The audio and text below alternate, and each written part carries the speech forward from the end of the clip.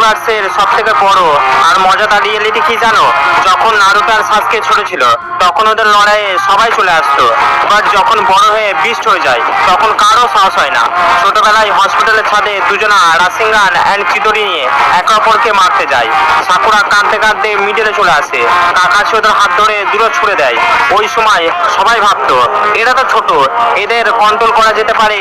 কিন্তু fast forward করি 4K Ninja ওয়ারের final ব্যাটেলে, যেখানে ভ্যালি অফ দ্য এন্ডে লাস্ট ফাইট করেছিল, সেখানে তাদের হাতে কোনো নর্মাল জুৎসু নয়, পুরো ওয়ার্ল্ডকে ডিস্ট্রয় করার পাওয়ার ছিল। ভাবো, কাকাশি আর সাকুরার মধ্যে কারো সাহস ছিল না ওদের আটকানোর, একদমই নয়। কেননা ওরা জানতো যদি এখন কেউ ওদের আটকাতে যায় তাহলে সে আর আস্ত থাকবে না। কেননা এটা কোনো বাচ্চাদের খেলার জায়গা নয়, দুজন গডের মহাযুদ্ধ ছিল।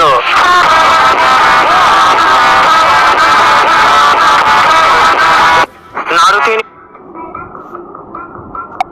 So guys, video like and subscribe.